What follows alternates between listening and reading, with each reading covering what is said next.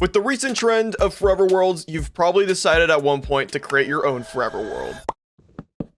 But then you hit a wall. You got the starter house, an iron farm, and a villager hall, and now you're like, what the heck do I do now? The solution is simple. Getting from A to B shouldn't be the whole point. The in-between is what Minecraft is really all about. And over the past 2 years playing in my Minecraft world, I've slowly let some of these areas get overlooked. I got these 3 different spots that I keep walking by that desperately need some fixing. So we're gonna start out over here at this rest stop and tavern. And as you can see on the right over here, I've already laid out a bunch of wool blocks. We're gonna be putting down a bunch of new trees around here. I want this area to feel so much more immersive because we already have a bunch of these little pine and spruce trees around the spots, but it just kind of feels very open. And I think I want to go for more of an enclosed vibe, maybe add in some cool rocks and some better signs and stuff around here. Now, I found that foliage is a great way to make an area feel way more cohesive, and especially in this case of making a forest around here, trees really help create a natural border. I think a term that really summarizes what I'm talking about here is a film term called mise en scene, which is a really fancy French word for how things are placed on a set, and having big open sight lines around here doesn't really quite harmonize with this isolated little tavern. And already this area just feels so much more immersive. We started out with just, I think, these 2 trees, maybe those 2 guys as well. I don't really remember. Yeah, actually, yeah, these 2. But now we have like 100 more trees around the area. But it's not just trees that we added in. You know, we added in these little rocks and pebbles around the area. I've been throwing in some mossy cobblestone too around like these more stony parts, and it kind of just breaks up the monotony of the grass a bit more. Same with the moss. We have these little patches of foliage here, which I've been having so much fun with, and like throwing in these firefly bushes just for a little pop of color. So nice. Like, look at this. I love this one right here, and like you can see there's a few fireflies there, but at nighttime this area is so nice. And I even went through over here and I updated a bunch of these little signs here. Originally these were just like abstract posters, but now we got beer. And even this right here, a little reference to our building in the cyberpunk city, our kelp farm. I thought that was kind of fun. And then like a little got milk sign. You know, we all grew up with that stuff around everywhere. I also ended up adding in a few of these rocks here, you know, because we got these big mountains kind of surrounding here, and we're on top of a mountain. So it makes sense to, you know, throw in some more stones and have a little bit more natural walls around the area. But one of my favorite things is if we kind of want to go exploring, wrong side, we can take this little side path here, this little trail going up into the snow. There's a little campsite back here, an abandoned little campsite with some ruins around. I thought this was a neat little detail. But look at this at nighttime, like now that the sun's going down and everything. Ooh, dude, it's such a vibe. Oh my gosh. Even added in some of these little like fencing rails here just to make it feel a little bit more like there's some infrastructure here. You know, this is a big junction point between, I guess, like 2 different areas or 3 different areas. This goes back towards the valley. This goes out towards the expansions of, you know, Harbor Hills and everything over there. Oh, leaked. And then up here is our Wither Coliseum as well, which I definitely want to do some more stuff around this area as well. But for now, this is going to stay how it is. I haven't touched the Wither in forever. Oh, and also, yeah, these little signs here, I like these. I can't remember where I saw these, but just like throwing these into these like lamp posts and adding in the little arrows and everything. Very nice. Yeah, here's a better look at nighttime real quick before we go sleep inside the tavern here. Just so pretty, so nice to look at. I love this place now. It's so much better, just making your area feel so much more immersive. But you heard me right. We're gonna go head over to Boat Town, or should I say Harbor Hill, and go establish its new name.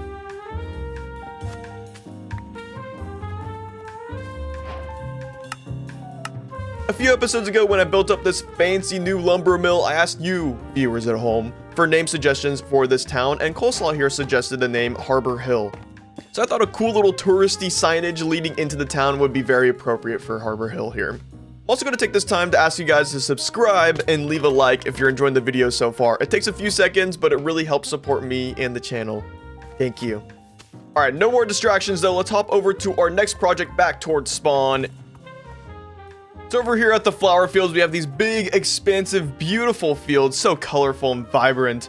But we have one issue, and it's this other side of the field right there. It's a bit small looking as well, and if we get a nice bird's eye view of everything, this field on the left is significantly smaller than the rest. So I do want to expand it out. I've already kind of marked out here with some wool where I want to expand it.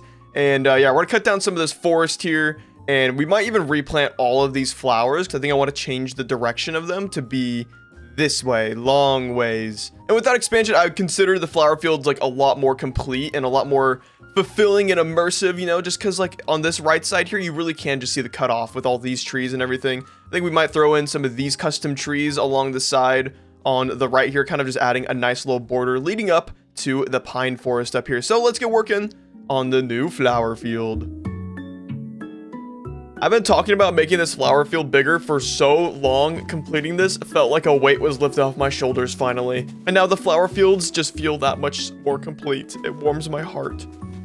I also decided that I was going to add some more foliage around the path that runs through the fields, and lucky for future Barce, I was in the mood to upgrade my fern farm. The farm before was pretty manual, so using my redstone prowess, I added a minecart that evenly distributes bone meal to all the dispensers, and now it's just that much better. Alright, it's turning nighttime, but I thought I'd give you guys a moment to appreciate this beautiful view. I know some of you guys have seen this one a million times, but now it's been improved. On the right side here, I think these flower fields look so much better than before. I've also gone around and improved a lot of the foliage along the sides here of the bushes, and I've added some firefly bushes all around here. It's so much more magical. Hold on, let me run through, activate all these particles. And genuinely, it's just so much nicer walking through this area. Yeah, look, dude, particles are awesome. But yeah, I just want to show you guys this real quick because it looks so pretty at nighttime. Sleeping is required though. All right, so here we are in the daytime now. Get out of my flower fields, bros. You, thank you. Just stared at him. Aura. Yeah, I'm pretty satisfied with this now, and I think I want to add in some more of these like trees and stuff in the future, but I do want to wait because I know something's gonna happen with this forest over here in the somewhat near future. You guys will have to find that out in the next upcoming episodes, and I'll probably do some more stuff over in this little empty spot here. What do you want, man? Freaking leave me alone. But anyways, we got to move on to our next project because I am satisfied over here, and we're gonna be working on a cornfield. So over here we have Applewood, and it's our little English countryside farming area. But now we're gonna expand out another cornfield right here. I thought it would be fun to do a custom crop because we don't have corn in Minecraft, and we have carrots, wheat, beetroot. Yucky. And I think we have potato right underneath the tree on that side. So we're running out of crops, and I think we may as well add in a fun one over on this side.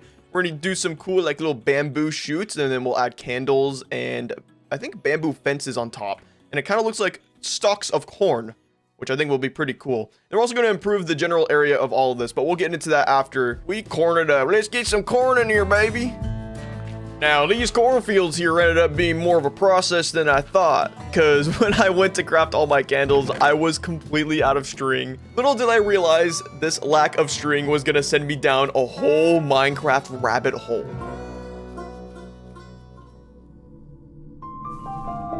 Right, my usual string supply comes from my gold and bartering farm in the nether, but in Minecraft 26.1, Mojang fixed a 13-year-old bug where zombies and zombie pigmen could spawn as a leader zombie, which usually has double or even triple amount of the health. This was a feature introduced all the way back in 1.6.1, but it never worked. The problem now is I use fall damage to kill my zombie pigmen, right? But over time, these leader zombie pigmen build up and take up the mob cap, which slows down the farm overall. At first, I thought I could just swap out the soul sand blocks with magma blocks or maybe campfires, but of course, zombie pigmen don't take fire damage, so the next best thing I could think of was wither roses, but of course, I don't have any wither roses. And if you don't know, the only way to obtain wither roses is from a wither killing another mob. So now I have to go to a nether fortress and kill over 127 wither skeletons, yes I counted, to get enough skulls to spawn in the wither. Once I was all set, the last step was to use an infestation potion to spawn in a bunch of silverfish for the wither to target, and then finally fight the wither. I'm actually so scared. Oh, so many wither roses. This is perfect. Oh my god. I don't need it yet. I need it yet.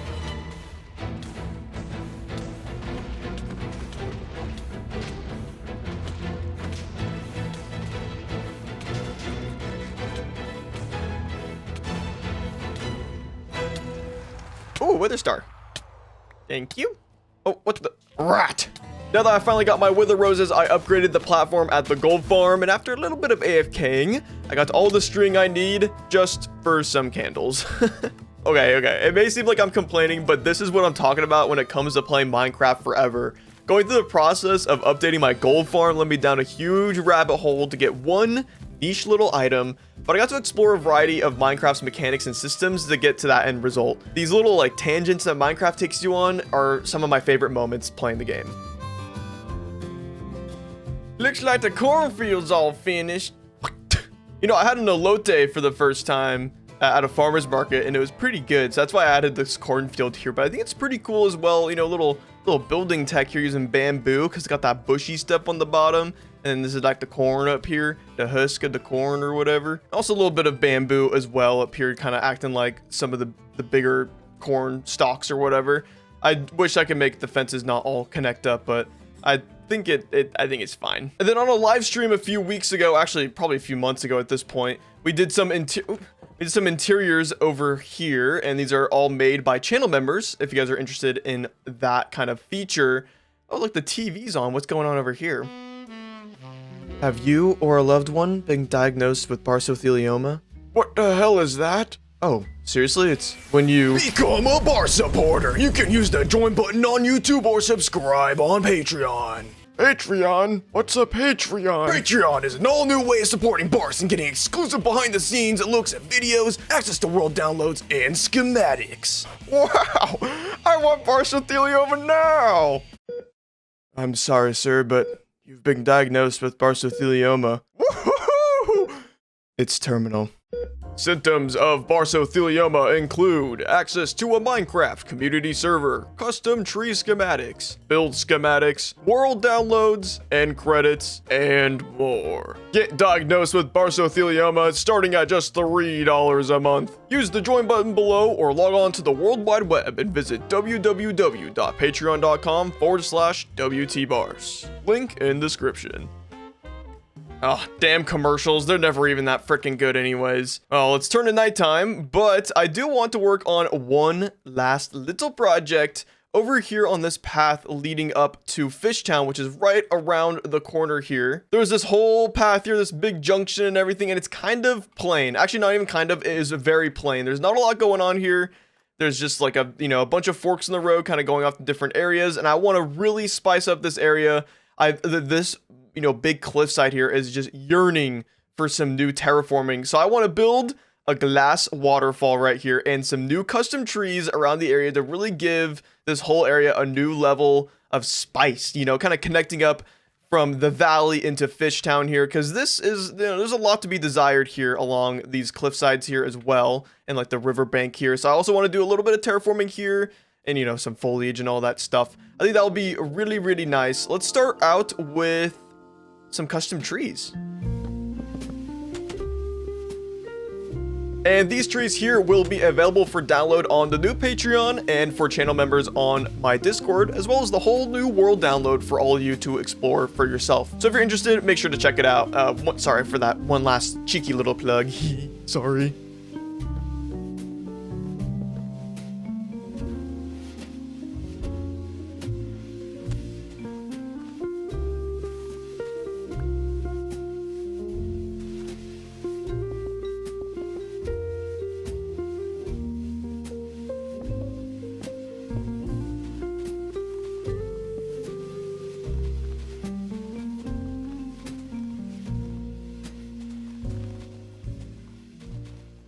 I speak for the trees, and might I say, I think the trees look pretty good. We got 3 of these bad boys now. We got one guy right here looking nice front and center. Gonna frame up our future waterfall very well. We have a further one over here by this little house, which we have a few farms and everything.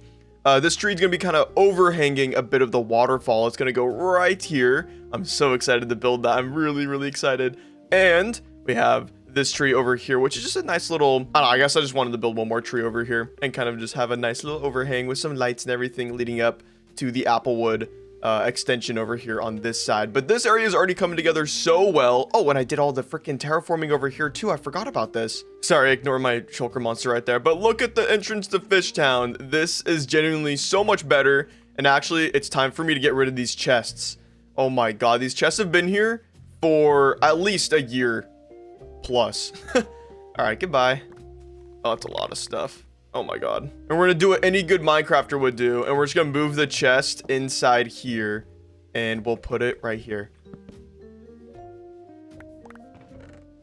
There we go. All hidden away now. Out of sight, out of mind. That's what they say.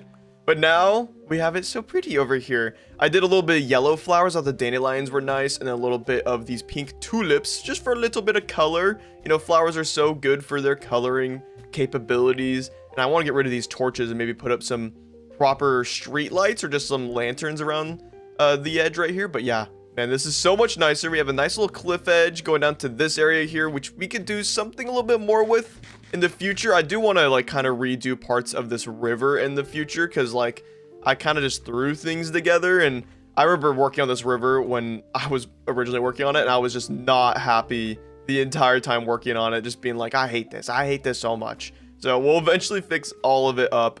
I do like this part of the river though, but we'll give more of this treatment to the lower sections of this river as it flows down to Fishtown. But speaking of flowing, it's time to get flowing with this glass waterfall we're going to be building. I'm really excited to build this because we have our previous glass waterfall we worked on.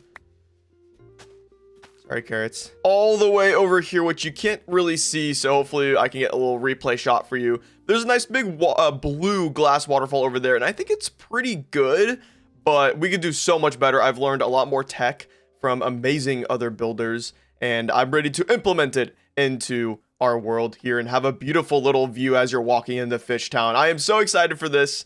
So as always, sit back, relax, and enjoy the montage.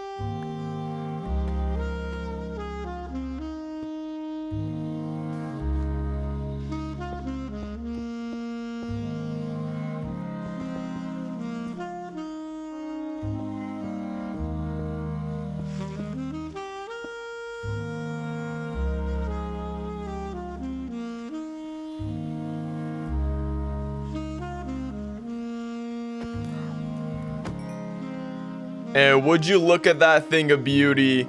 Our waterfall is complete, and I think it looks amazing. I am so happy with how it turned out, and all the particles too, using the new geyser blocks. Oh, it was so cool checking out the new sulfur caves and just mining the crap out of it. Got a bunch of cinnabar and sulfur blocks from over there, but man, just the potent sulfur, you know, using the geysers and everything to do all this was such a fun little tidbit. It makes the waterfall just look so much more alive. Shout out particles and movement in a very still game like Minecraft. Yeah, I got a little crazy with it too, with like some of the texturing in there. Like I got some glazed terracotta on the inside. Just adds like a little bit more texture and like movement into some of these areas, and like darker spots too with like the blue glazed terracotta there. And a lot of greenery too. I think greenery really helps with the contrast between the blue and the, you know, the very brown mountainside here. So we have a lot of greenery all around. I think the tree does a good thing of like shadowing this right side a little bit. And I just had a blast designing this thing. And the cinnabar up top is just such a nice little detail.